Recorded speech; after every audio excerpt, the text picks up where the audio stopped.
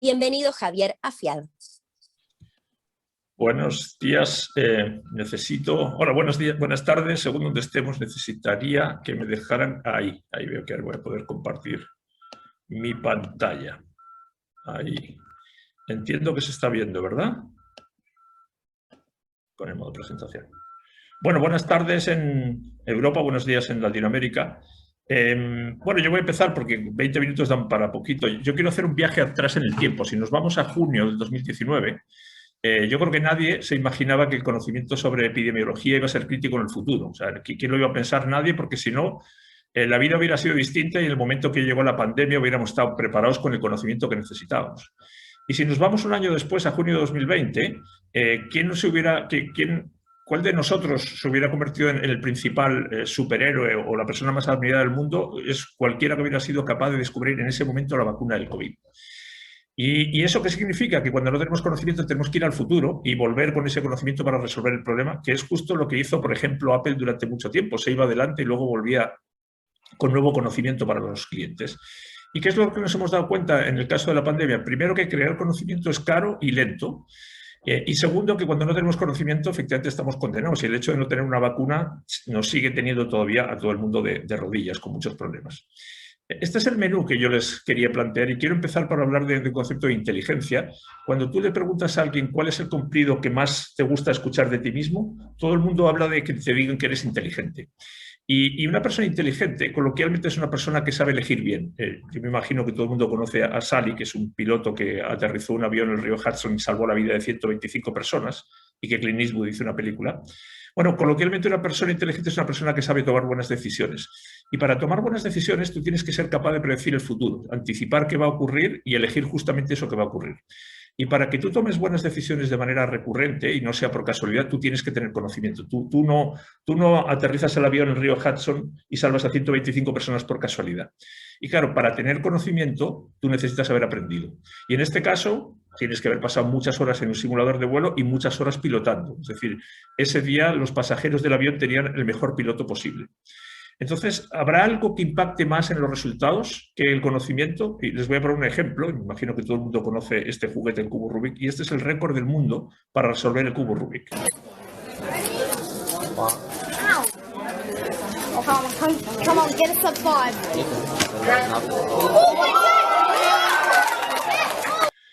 4,22 segundos. Esa persona no tiene más manos que nosotros, el cubo sería el mismo que podríamos utilizar nosotros, pero cuando tú tienes conocimiento, tus resultados son distintos. Y claro, para tener conocimiento has tenido que aprender. Por eso el proceso que produce conocimiento se llama aprendizaje. Por eso es tan importante el aprendizaje. Entonces, para mí hay un segundo rasgo que caracteriza a la inteligencia. Una persona es inteligente cuando es hábil y rápida para aprender, y una organización es inteligente también cuando es rápida y hábil para aprender. Ahora, veamos, y Marco lo estaba apuntando antes, qué es lo que pasa cuando combinamos cambio rápido con intangibles. Esto que nosotros venimos escuchando desde hace mucho tiempo, la transformación digital, no deja de ser un proceso de cambio. ¿Y qué es lo que ocurre cuando el cambio se acelera? Bueno, como lo decía Marcos, el conocimiento caduca cada vez más rápido. Hemos visto millones de ejemplos, y muchos de ellos, igual que Netflix se comió Blockbuster, alguien se comerá Netflix después. Entonces, la única alternativa que tenemos las personas y las organizaciones es seguir aprendiendo. Y esto es una decisión. Tú puedes seguir cortando el hacha como siempre, o cortando el árbol como siempre lo hiciste, pero sabes que estás corriendo riesgos. Y esto el ser humano lo sabe desde hace 20 siglos. Esto está escrito en la Biblia.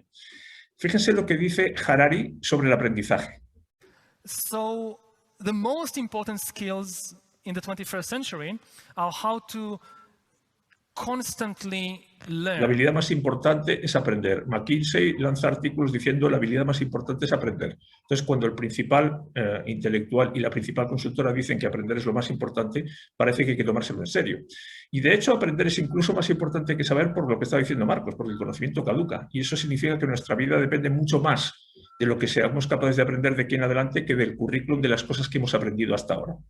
Y si tomáramos de nuevo la metáfora del cubo Rubik, nuestra vida es una sucesión de cubos de Rubik. Y el momento que aprendes a resolver uno, mañana te van a cambiar el cubo. Va a llegar una pandemia, va a llegar una crisis social como la que está pasando ahora en Colombia, que pasó antes en Chile y en otros países, o va a llegar un cambio en la tecnología, o va a cambiar el gobierno. Entonces, lo que sabes ya no te va a servir. Entonces esto, como yo les decía antes, es una decisión. O aprendemos todo el tiempo o nos convertimos en un commodity. Los commodities son fácilmente externalizables, son fácilmente automatizables. Entonces, con la formación no es suficiente, no sirve. Y a mí el tema del upskilling y reskilling me parece el mismo perro con distinto collar, porque no estamos resolviendo el problema, estamos poniendo un parche. Es verdad que hay que hacer algo, pero lo estamos haciendo todavía con una mirada de corto plazo y eso no nos va a sacar de aquí. ¿Por qué? Porque el aprendizaje no es un acto puntual, es un flujo, es dinámico, es permanente, es para toda la vida. ¿Y qué pasa cuando combinamos esto con la era de los intangibles? Yo creo que nadie tiene duda ya de que estamos directamente en la era de los intangibles. El presidente de un club de fútbol dice: es más caro contratar a un jugador que construir un estadio de cemento y ladrillos desde cero.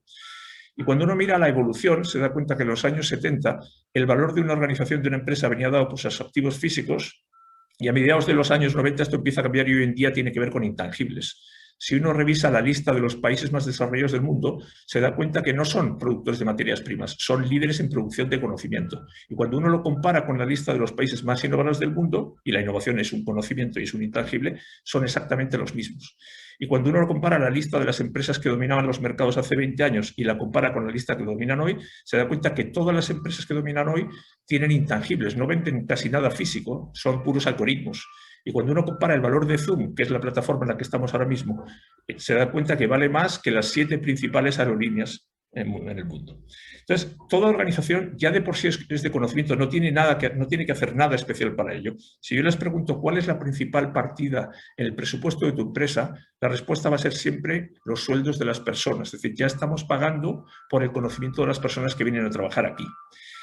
¿Qué significa eso? Que todos los que estamos aquí trabajamos con conocimiento y con ese conocimiento producimos los productos o servicios que entregamos a nuestros clientes. Entonces, creámoslo o no, nuestro negocio es directamente gestionar conocimiento y lo primero que una empresa tiene que gestionar entonces es su conocimiento. Si uno se pregunta cómo es posible que Iberia se haya convertido en líder mundial de puntualidad, no tiene que ver con los aviones, que son los mismos que tiene cualquiera, no tiene que ver con los aeropuertos, que son los mismos que usan el resto de las aerolíneas, tiene que ver con el conocimiento, con decisiones que se han tomado. ¿Cuál es la ventaja? Que hasta ahora el conocimiento lo tenían las personas. ¿Cuál es la desventaja? Que con la automatización es posible que eso vaya cambiando. ¿Sí? Entonces, claro, si estás en un negocio de conocimiento, ¿cómo no lo vas a administrar? Y cuando combinamos un proceso de cambio tan rápido y un mundo de intangibles para los que nuestras organizaciones no estamos preparadas, se nos produce una tormenta perfecta. ¿Por qué hablo de aprender del futuro? Miren, la herramienta de trabajo que tenemos todos los que estamos aquí es nuestro cerebro. Con eso trabajamos. Y el cerebro tiene, entre sus principales características, es un órgano que intenta predecir el futuro, intenta anticiparse lo que va a pasar porque vela por nuestra supervivencia. Y la inteligencia artificial no deja de hacer otra cosa. Tratamos de alimentarla con datos para que pueda predecir lo que va a ocurrir. Ahora, no todo lo que aprendemos es igual. Una cosa es aprender lo que ya sabemos en la humanidad. Este es el negocio de las instituciones educativas, es el negocio de la Universidad de Chicago, como decía Marcos, es todo lo que sabemos. Y esto es importante, pero el problema, lo decía antes Marco, no es suficiente. Con esto no nos alcanza para lo que viene. Y además, la mayoría de ello lo vamos a automatizar. Y una cosa distinta es aprender lo que no sabemos. Por ejemplo, en el caso de la pandemia, hemos tenido que aprender a desarrollar una vacuna. Entonces, ¿por qué yo hablo de aprender del futuro? Porque yo creo que nos equivocamos y creemos que el camino que viene a continuación es una prolongación del camino que hemos recorrido hasta ahora, que lo conocemos muy bien. Y la realidad nos está demostrando que eso no es así. Y que, por tanto, los mapas que estábamos usando para leer la realidad caducan, están desactualizados de un día para otro y los tenemos que sustituir por brújulas. ¿Y qué son brújulas? Capacidades internas nuestras que nos permitan tomar decisiones.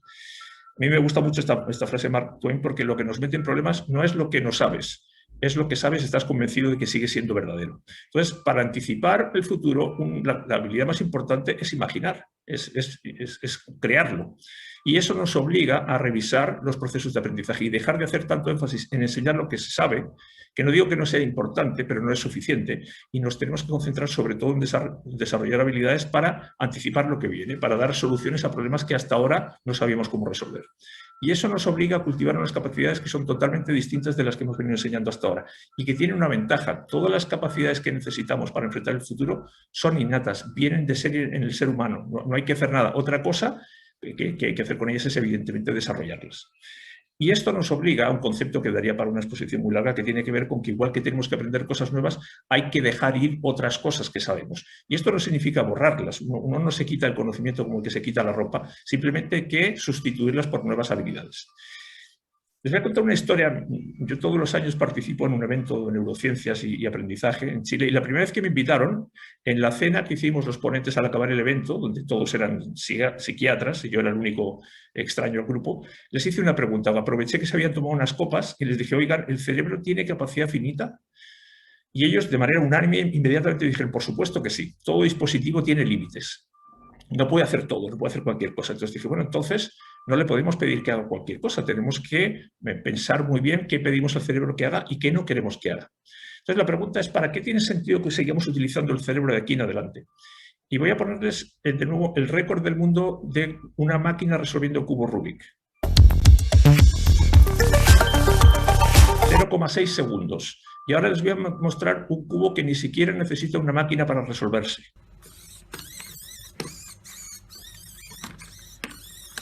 ¿Qué es lo que ocurre? Que los ordenadores, los computadores saben más que nosotros, y saben más en el sentido de que son capaces de almacenar mucha más información y procesarla mucho más rápido que nosotros, que por cierto es el negocio de la educación, que memoricemos cosas y las repitamos luego en un examen. Ahora, que una máquina haga cosas que tú no puedes hacer no significa que sea inteligente. De hecho, no sabe lo que está haciendo. Puede ser valioso, pero no es lo mismo que la inteligencia. Y si yo les pregunto, ¿quién de ustedes es conductor profesional? Bueno, te vas a quedar sin trabajo, evidentemente. Y esto puede ser bueno o malo. En Estados Unidos ya hay cálculos de cuántos millones de personas se van a quedar sin trabajo. Esto es malo si no tenemos una alternativa. Pero para mí la pregunta es otra. Y esto no es la primera vez en la historia que ocurrió. Esto, los conductores de diligencias se quedaron sin trabajo también. Bueno, para mí la pregunta es, bueno, ¿y por qué realmente quieres hacer algo que pueda hacer una máquina? ¿Por qué no dejas que la máquina lo haga y tú haces otras cosas o no haces nada? Entonces, ojo, si tu trabajo consiste sobre todo en ejecutar y no en pensar, y no importa que seas médico, seas abogado, te vas a quedar sin trabajo, seguro. Ahora, si tu trabajo es fácil de automatizar, yo creo que la pregunta de nuevo es, entonces, debe ser que no requiere demasiada inteligencia. Ahora, ¿por qué nos da miedo esto? Porque es la primera vez en la historia que las máquinas amenazan con sustituir nuestro cerebro. Hasta ahora sustituían nuestros músculos y estábamos contentos. Yo creo que esto son buenas noticias. ¿Por qué? Porque la inteligencia artificial nos está obligando a ser más inteligentes. ¿Por qué? Porque para empezar tenemos que preguntarnos en qué consiste ser inteligente. Si yo quiero entrenar una máquina para que haga cosas inteligentes, tengo que entender la inteligencia y el órgano que la produce. Y por eso yo creo que deberíamos estar felices. ¿Por qué? Porque yo creo que de aquí en adelante se nos abre la oportunidad de dedicarnos a trabajo intelectual que es mucho más satisfactorio, mucho más creativo. Voy a entrar un momentito a ver cómo ocurre este fenómeno en los individuos y cómo ocurre en las organizaciones. Miren, aprender para mí es acumular experiencia reutilizable en el futuro. Y eso es un proceso que no se puede delegar. Nadie puede aprender por ti y nadie puede comer por ti, nadie puede dormir por ti. ¿Dónde almacenamos las personas las experiencias que tenemos? En el cerebro. Tenemos un órgano especialmente diseñado para aprender. Y eso no depende de la cantidad de neuronas ni del tamaño de la cabeza, depende de las conexiones que hacen las neuronas entre sí, que son las sinapsis. Ahí reside el conocimiento de las personas, en esas conexiones que hacen nuestras neuronas a medida que aprendemos cosas. Y esto es como si uno naciera con un montón de, tomando la metáfora del ego, con un montón de fichas en la cabeza, pero que están todas sueltas, y a lo largo de tu vida, a medida que vas aprendiendo, vas conectando. Aprender es conectar todas esas neuronas, esas capacidades innatas, convertirlas en habilidades, y durante tu vida va madurando tu cerebro porque va generando esas conexiones. Ahora, ¿cómo ocurre esto en las organizaciones? Y este artículo es uno de los muchos que uno puede encontrar de por qué las organizaciones, estando formadas por personas inteligentes, les cuesta tanto aprender. Y esta frase yo se la he escuchado a directivos en todos los países, en todas las industrias. Nuestra empresa no tiene memoria. ¿Por qué? Bueno, porque así como los individuos tenemos un cerebro, las empresas no tienen un dispositivo equivalente al cerebro, porque no fueron diseñadas para eso. El aprendizaje nunca se consideró en el diseño de las organizaciones. Fueron diseñadas para operar, para ser eficientes y para ser rentables. Y cuando uno pide el mapa de procesos en cualquier empresa para entender cómo se hacen las cosas allí, la conclusión siempre es la misma. Según ustedes, no hace falta aprender, simplemente hay que operar y seguir haciendo siempre lo mismo. Y esto al final genera un desequilibrio. Tenemos un músculo muy desarrollado en la empresa para operar, para fabricar, y el músculo de aprender de lo que entregamos o de lo que producimos o de lo que servimos es raquítico. Y yo creo que las organizaciones tienen que equilibrar este proceso. No van a dejar de producir, pero tienen que ser igualmente hábiles a la hora de aprender mientras producen. Y yo creo que uno de los grandes problemas que tenemos es justamente que hemos llevado a la gente a trabajar de manera individualizada. Para mí el desafío no es tener mejores individuos, que siempre es interesante y siempre será mejor tenerlos, porque yo creo que tenemos los mejores individuos de la historia, no porque sean genéticamente superiores, sino porque se han aprovechado del conocimiento de las generaciones anteriores. Lo que necesitamos es mejor inteligencia colectiva. Si yo les decía que las personas aprendemos a conectar neuronas, las organizaciones aprenden a conectar personas. ¿Y eso qué significa? Que el aprendizaje en una organización está en la red de conexiones, de interacciones, de relaciones que establecen las personas entre sí. Y si esa red no existe, no hay aprendizaje en la organización. Les pongo un ejemplo. Hay softwares que te permiten mapear el flujo de comunicación en una empresa y tú puedes ver con quién conversan las personas y quiénes son los nodos. Ahora, cuando tú cambias la pregunta y preguntas ¿quién te ayuda con conocimiento? El mapa es muy distinto, es muy débil. Y cuando hay muy poca densidad en esas relaciones, la capacidad de aprender de esa organización es muy débil. No importa lo buenos que sean las personas, si no se pasan la pelota, esa organización no aprende. Entonces, el conocimiento del individuo se convierte en patrimonio de la organización cuando se distribuye, cuando fluye, cuando circula. ¿Y eso cuándo ocurre? Cuando en los procesos incorporamos rutinas especialmente diseñadas para conectar a las personas dentro del equipo, pero no solo dentro del equipo, entre los equipos de la organización. Entonces, como sabemos que el conocimiento está distribuido, y si tomamos de nuevo la metáfora de las fichas del puzzle, cada persona contribuye al conocimiento de la organización con su propio conocimiento particular y con ese construimos el conocimiento colectivo. O sea, el conocimiento de la organización es una construcción que se alimenta del conocimiento que aporta cada individuo. ¿Y cómo compartimos eso? Generalmente mediante conversaciones, por eso es tan importante el lenguaje. ¿Y qué se necesita para generar esas conexiones? Confianza. Voy hacia las conclusiones. Yo no sé si ustedes saben, se hizo el Derby de Kentucky, es el principal, el evento deportivo más antiguo en Estados Unidos, y se hizo hace poco un experimento y se pidió a 20 aficionados que escogieran los 4 primeros caballos clasificados en el Derby. Y cada uno hizo su pronóstico y luego se juntaron los 20 como grupo y hicieron su pronóstico como grupo. Se corrió el Derby y nadie acertó. Nadie se llevó el premio, ni los expertos en hípica. El único que ganó fue el resultado que hicieron los 20 como grupo. Entonces, claro, si yo les decía antes, un cerebro se caracteriza porque son un montón de neuronas conectadas. Si las neuronas no se conectan, tu cerebro no sirve mucho. Y una organización se caracteriza por ser una red de individuos que en general suelen estar desconectados. Entonces, la primera pregunta es, ¿nos podemos permitir el lujo de desaprovechar tanto conocimiento que existe pero que no está conectado? Y si esto es un despilfarro, entonces, ¿cómo nos aseguramos de conectar y crear ese cerebro de cerebros que va a tomar muchas mejores decisiones en lugar de que cada uno lo haga por separado? Fíjense, McKinsey de nuevo en una encuesta nos dice que la mayor parte de los directivos de lo que se quejan del principal problema es del trabajo en silos, la separación entre las áreas, entre los equipos. Y no es extraño que las empresas lo que te digan al final es que el todo suele ser menos que la suma de las partes. Hemos vivido hace poco la experiencia en el caso de la vacuna. La vacuna ha sido un esfuerzo colaborativo. Ningún país hubiera podido desarrollar la vacuna por sí mismo. Y el futuro que viene es un futuro de colaboración. Ahora, fíjense, el conocimiento es imposible sin colaboración, pero la colaboración al mismo tiempo es imposible sin conocimiento. Lo que compartimos cuando colaboramos es conocimiento. Y lo que sabemos es que solo con tu conocimiento personal no vas a ir muy lejos, las cosas cada vez van más rápido. Y la historia del ser humano nos lo demuestra. Nosotros hemos llegado hasta aquí sobre todo por nuestra capacidad de colaborar de manera masiva. Entonces, como nadie tiene todo el conocimiento, nadie sabe más que todos juntos, lo único remedio que tenemos es colaborar. Y ninguna empresa resiste si sus individuos, si sus integrantes no quieren colaborar. Entonces, esto no puede ser una opción. No podemos dejarlo a ver si a las personas les parece bien, están de acuerdo o no. En esta organización creemos que obtenemos muchos mejores resultados colaborando. Y si tú no quieres, yo te voy a enseñar y te voy a dar los medios, pero si no, tendrás que buscar otro lugar. Yo creo que para los egoístas este va a ser un mundo muy difícil, justamente porque cuanto más lo que tú sepas cada vez va a ser menos valioso. Y esto lo saben, por ejemplo, los Masái. Si tú quieres ir rápido, evidentemente no esperes a nadie. Ahora, si tú quieres ir lejos, es mucho más inteligente que vayas con alguien más. En un negocio de conocimiento como estamos todos, solamente sobrevives si aprendes. Y por eso nuestra vida depende de nuestra capacidad de aprender. El mundo, ya lo sabemos, depende sobre todo de los que son más rápidos en aprender, no de los más altos, de los más fuertes, de los que más recursos tienen. Somos el mejor sistema de aprendizaje que se ha descubierto hasta ahora. Y fijaros, cuando llegamos al mundo, a todos nos dan lo mismo, nos dan un cerebro y nos dan tiempo. Y con esto tenemos que jugar. Las condiciones ya sabemos que no son las mismas, pero estos dos elementos son iguales para todos. Por eso es tan interesante lo que dice el presidente de Microsoft. Dice, mira, no queremos ser una empresa que lo sabe todo, que se basa en el pasado. Queremos ser una organización que lo aprende todo, que se basa en el futuro. Y quiero pasar un par de mensajes, sobre todo para los temas de liderazgo. Mira, para que una empresa pueda aprender del futuro, tiene que ser muy buena pensando, imaginando, aprendiendo. Eso significa considerar el imaginar, el aprender y el pensar como parte de los procesos de trabajo. Y, por tanto, la responsabilidad del liderazgo es asegurarse de que todo eso ocurre, de que esas conexiones que hablamos antes, donde circula conocimiento, existen y operan. Y eso es a lo que llamamos cultura de aprendizaje, meter el aprendizaje como parte de los procesos. Y eso obliga a repensar el modelo, el diseño de la organización. La organización que tenemos hasta ahora no nos sirve para lo que vamos a necesitar. Ahora, ojo, aprender no es gratis. Aprender lo que te dices, dame tiempo y yo te voy a dar resultados.